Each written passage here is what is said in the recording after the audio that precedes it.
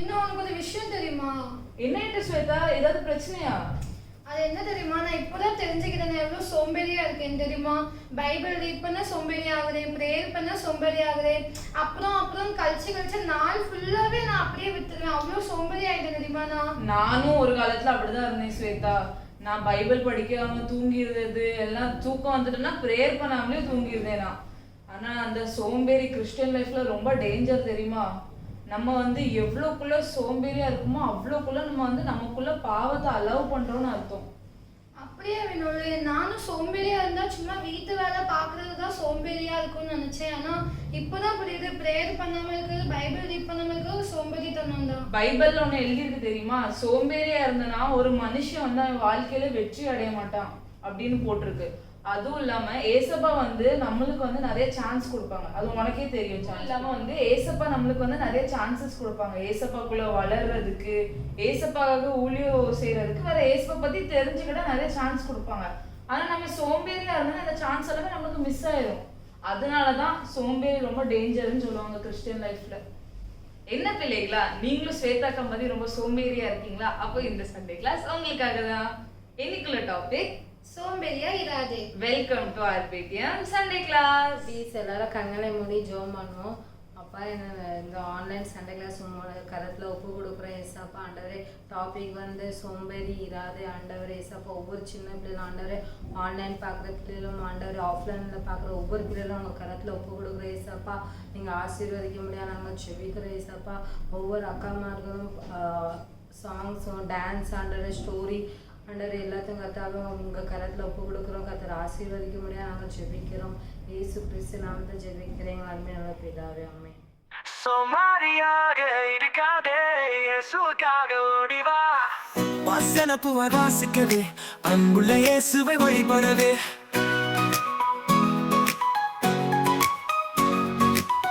காலையில் எழுந்து ஜெபம் செய், கையிலே பைபிள் வாசிக்க செய். நல்ல பிள்ளை என்று நீ வாழவே, இயேசுவை தினமும் நீ தேடவே.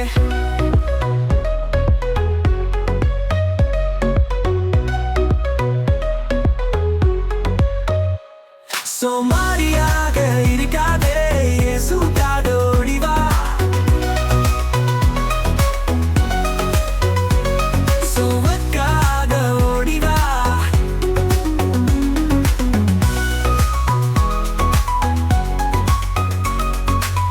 சோமாரியாக இருக்காதே, இயேசுவுக்காக ஓடி வா, ஓடி வா. வாசனை பூவாய் வாசிக்கவே, அன்புள்ள இயேசுவை வழிபடவே. காலையில் ஜெபம் செய், கையிலே பைபிள் வாசிக்க செய். நல்ல பிள்ளை என்று நீ வாழவே, இயேசுவை தினமும் நீ தேடவே. சோமாரியாக இருக்காதே, இயேசுவுக்காக ஓடி வா.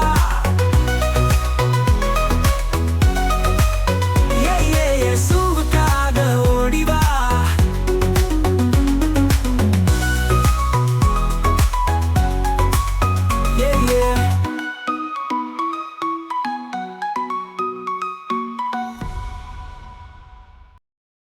சோமாரியாக இருக்காதே, இயேசுவுக்காக ஓடி வா.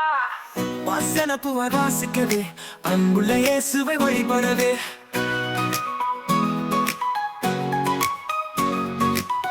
காலையில் எழுந்து ஜெபம் செய், கையிலே பைபிள் வாசிக்க செய். நல்ல பிள்ளை என்று நீ வாழவே, இயேசுவை தினமும் நீ தேடவே.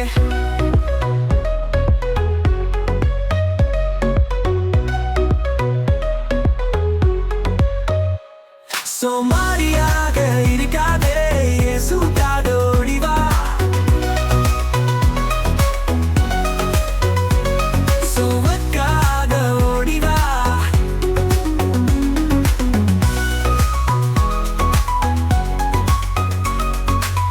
சோமாரியாக இருக்காதே, இயேசுவுக்காக ஓடி வா, ஓடி வா. வாசனை பூவாய் வாசிக்கவே, அன்புள்ள இயேசுவை வழிபடவே. காலையில் ஜெபம் செய், கையிலே பைபிள் வாசிக்க செய். நல்ல பிள்ளை என்று நீ வாழவே, இயேசுவை தினமும் நீ தேடவே. சோமாரியா சோம்பேறியாக இருக்காதே, இயேசுக்காக ஓடி வா. இயேசுவுக்காக ஓடி வா.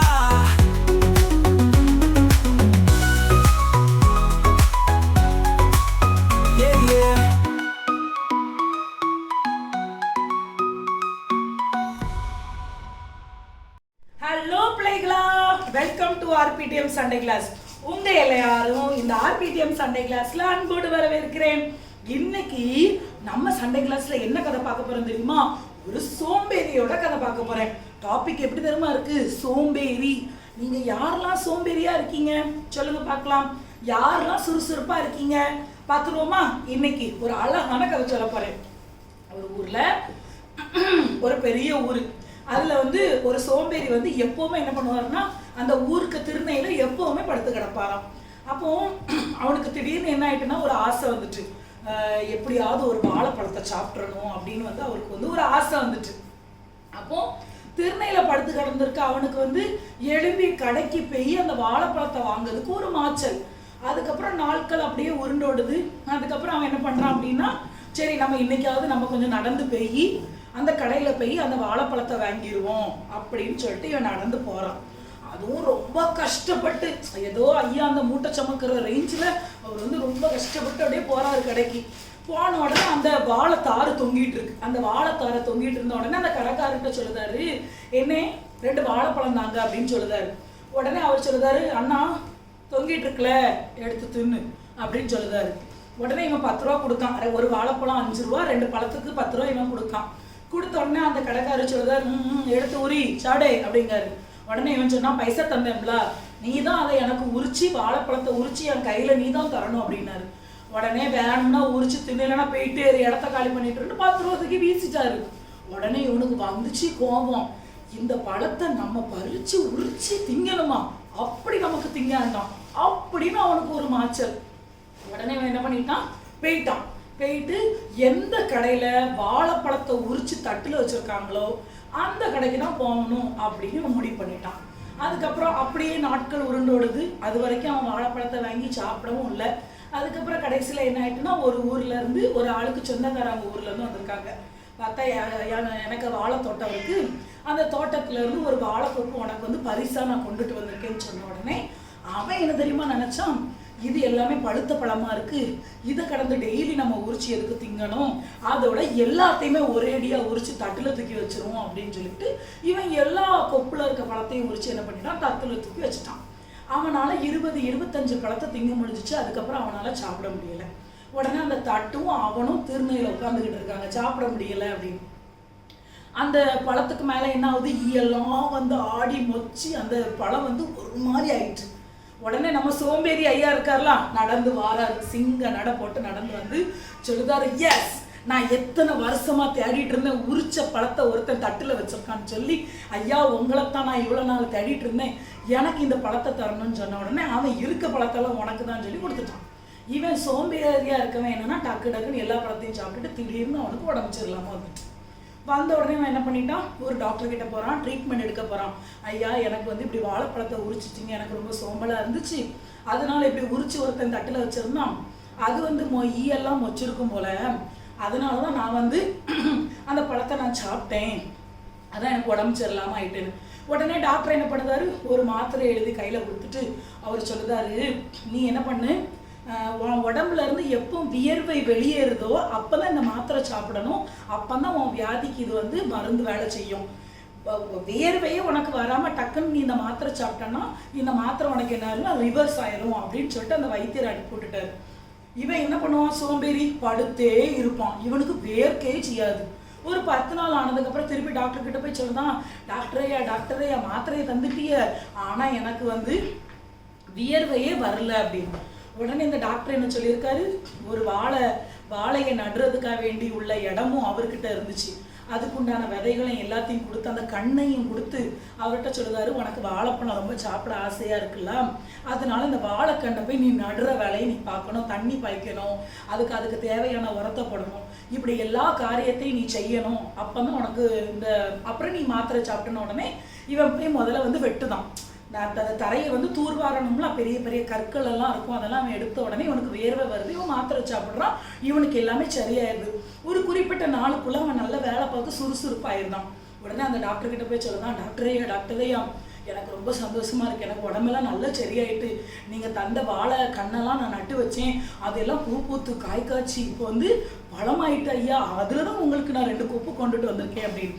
உடனே அந்த டாக்டர் அவர்கிட்ட பார்த்து சொன்னாராம், ஒன்ன மாதிரி அந்த மரம் அந்த அந்த வாழைக்கண்ணு நினைச்சிருந்தா நம்ம ஏன் மாச்சப்பட்டு வளரணும், நம்ம ஏன் மாச்சப்பட்டு பூ பூக்கணும், நம்ம ஏன் மாச்சப்பட்டு காய் காய்க்கணும், நம்ம ஏன் மாச்சப்பட்டு பழுக்கணும் அப்படின்னு நினைச்சிருந்தா அந்த பழம் உனக்கு கையில கிடைச்சிருக்குமா? கிடைச்சிருக்காது.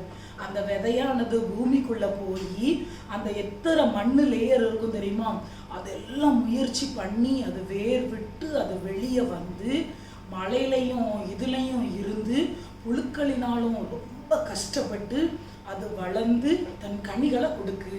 அப்போ அது மாற்றப்பட்டிருந்தா உனக்கு கனிகளை சாப்பிட முடியுமா? இல்லை. அதே மாதிரி தான் பைபிளில் வந்து ஒரு வசனமே சொல்லுது, சோம்பேறியே நீ எறும்பின் இடத்துல போய் கேள் அப்படின்னு சொல்கிறாங்க. நீ ஒரு வேளை 3 வேளை நம்ம சாப்பிடுதோம், அந்த 3 வேளை தட்டில் வர அரிசி ஒரு விவசாயி அதில் எவ்வளோ வேலை செஞ்சு எவ்வளோ வேர்வைகளை சிந்தி நம்ம தட்டுக்கு வருது, அப்படிதானே? இப்போ நம்ம எல்லாருக்கும் ரோல் மாடல் யாரு? நம்ம ஏசப்பா. ஏசப்பா எந்த இடத்துலையாவது சோம்பேறியா இருந்திருக்கதை பார்த்துருக்கீங்களா? சொல்லுங்க பார்க்கலாம். சுவிசேஷம் நாளைக்கு பண்ணுவோம் அப்படின்னு சொல்லியிருக்காங்களா? எங்க பாஸ்டர் அடிக்கடி சொல்லுவாங்க, ஏசப்பா ஒரு இடத்துல இருந்து ஊழியம் பார்த்து ஒரு வீட்டில் வந்து இருந்தாங்களாம் ஓய்வு எடுக்கும்படியா. உடனே ஒரு சீஷன் வந்து சொல்றாராம், ஏசப்பா உங்களுக்காக ஜெபிக்கணும்னு 4 பேர் வந்திருக்காங்கன்னு. உடனே ஏசப்பா எழும்பி நான் போய் அவங்களுக்கு ஊழியம் செய்யட்டும்னு எழும்பி போறாங்களாம். அவ்வளோ ஒரு எந்தூசியாஸ்டிக்கா இருப்பாங்களாம் ஏசப்பா. கூட இருக்கிற சீஷர்களும் அப்படிதான் இருப்பாங்க. எல்லாரும் சோம்பேறியா இருந்தா, அதான் ஆண்டவர் வந்து எந்த ஒரு மனுஷனையும் ஒப்பிடவே இல்லை. மனிதனே நீ இந்த மனிதனை பாரு அப்படின்னு சொல்லவே இல்லை. அதான் ஆண்டவர் சொல்லுதாரு, சோம்பேறியே நீ எறும்பின் இடத்துல போய் கேளு, எறும்பு எப்படி சுறுசுறுப்பா இருக்கு பாரு அப்படின்னு நம்ம கற்றுக்கொள்ளணும். அதே மாதிரி சின்ன பிள்ளையா இருக்க நீங்க நல்ல சுறுசுறுப்பா இருக்கணும், எப்பவுமே எந்தூசியாஸ்டிக்கா இருக்கணும். சரியா?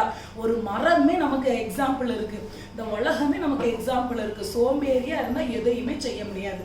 சரியா பிள்ளைங்களா? சோம்பேறித்தனம் நமக்கு வந்து மூடத்தனத்தை வர வைக்கும். அதனால என்னைக்குமே நம்ம சோம்பேறியா இருக்கக்கூடாது. கண்களை மூடி நம்ம எல்லாரும் செபிப்போமா? கண்ணை மூடுங்க, கைகளை கூப்புங்க. ஸ்தோத்தரிக்கிறோம் ஆண்டவரே, உம்மை நன்றியோடு கூட துதிக்கிறோம், ஸ்தோத்தரிக்கிறோம். ஆவியானவரே உம்மை துதிக்கிறோம், அற்புதத்தின் தேவனே உம்மை துதிக்கிறேன். ஏசப்பா ஆண்டவரே, இந்த கதையை ஆண்டவரே சொல்ல கர்த்தர் நீர் கொடுத்த கிருபைகளுக்காக நன்றி ஆண்டவரே. ஸ்தோத்திரம் ஆண்டவரே. அப்பா ஒவ்வொரு மரங்களும் ஆண்டவரே தன் தன் வேலைகளை செய்து ஏசப்பா சுறுசுறுப்பா, அதே போல எத்தனை வகை பறவைகளை நாங்க பார்க்கிறோம் ஆண்டவரே, தன் கூடுகளை அதுவே கெட்டி தன் வாழ்வாதாரத்தை அதுவே தேடிக்கிடுது ஏசப்பா. நீங்க படைச்ச எந்த ஒரு விலங்குகளோ எதுவுமே அது வந்து சோம்பேறித்தனமா இருந்ததா நாங்க பார்த்ததே கிடையாது ஏசப்பா. ஆனா ஆண்டவரே ஸ்தோத்திரம், எங்களுக்குள்ள அந்த சோம்பேறித்தனம் இருந்ததுன்னா ஆண்டவரே அது உங்களுடைய பார்வைக்கு அது அருவருப்பானது ஏசப்பா. எங்க கிட்ட இருந்து அந்த காரியங்களை நீங்க எடுத்து போட்டுருங்க ஆண்டவரே. எப்பா நாங்க எப்பவுமே உற்சாகத்தோடு ஊழியத்தை செய்ய கர்த்தர் நீங்க உதவி செய்யுங்க ஆண்டவரே. அப்பா ஸ்தோத்திரம் ஆண்டவரே, நல்ல ஒரு சுறுசுறுப்பை கொடுங்க. எங்க கிட்ட இருக்க எல்லா பலகீனத்தையும் நீங்க எடுத்து போடுங்க. இயேசுவின் மூலம் ஜெபிக்கிறோம் நல்ல பிதாவே, ஆமென். வசனம் படிக்குமா? நான் வசனம் சொல்றதுல நீங்க ரிப்பீட் பண்ணுங்க. சோம்பர் கையால் வேலை செய்கிறவன் ஏழை ஆவான், சுறுசுறுப்புள்ளவன் கையோ செல்வத்தை உண்டாக்கும். நீதிமொழிகள் 10:4. நான் இன்னொரு வாட்டி சொல்றேன், நீங்க ரிப்பீட் பண்ணுங்க. சோம்பர் கையால் வேலை செய்கிறவன் ஏழை ஆவான், சுறுசுறுப்புள்ளவன் கையோ செல்வத்தை உண்டாக்கும். நீதிமொழிகள் 10:4. என்னக்கா இப்படி சோம்பேறி மாதிரி கொட்டாவே விட்டுட்டு இருக்கீங்க? எனக்குள்ள டாபிக் நீங்க பாத்தீங்களா பார்க்கலையா? எனக்குள்ள டாபிக் என்ன? சோம்பலாய் இராதே அப்படின்னு சொல்லிருக்கு. நீங்க எங்க வந்துட்டு அப்படின்னு பண்ணிட்டு இருந்தா என்னக்கா அர்த்தம்? ஐயோ ஆமாச்சிங்கி, மறந்துட்டேன். சாரி பிள்ளைலா, என்ன மாதிரி நீங்களும் கொட்டாவிதான் விட்டுட்டு இருக்காதீங்க. ஆமா, நீங்க டாபிக் சோம்பேறியா இருக்க கூடாதுல. பாரு என்ன பண்றது, ரொம்ப சோம்பேறியா இருக்குச்சு. என்னக்கா உங்ககிட்ட சொல்ல? எங்க அம்மா போன வாரம் அக்கா அப்படியே பெரிய 1 hour லெக்சர் மாதிரி எடுத்தாங்கக்கா. என்ன சொல்லன்னு எனக்கு தெரியவே இல்லை. நான் வருவேன், நான் காலேஜ்ல இருந்து வருவேன், ஷூவை இங்க ஷூவை அங்க அப்படின்னு போட்டு, சாக்ஸ் இங்க சாக்ஸ் அங்க அப்படின்னு போட்டு, இப்போ உங்க மூஞ்சி பாருங்க எப்படி இருக்கு, சோம்பேறி மாதிரி கொஞ்சமாச்சு சிரிங்கக்கா கொஞ்சமாச்சு. ஐயோ நீ கதை சொன்னல, நான் அந்த கதை எப்படி மும்மரமா கேட்டுட்டு இருக்கேன். இப்படியே இதுக்கெல்லாம் சொல்லலாமா ரீசனு? சரி சரி நீ சொல்லு ஓகே கேளுங்க கேளுங்க. உடனே காலுக்கு மேல கால் போட்டுட்டு என் பாட்டுக்கு மொபைல் எடுத்துட்டு ஷார்ட்ஸ் அது இதுன்னு பார்த்துக்கிட்டே உட்காந்துருப்பேன். கீழே இருந்து எங்க அம்மா சிங்கி சிங்கி அப்படி கூப்பிட்டுட்டே இருப்பாங்க.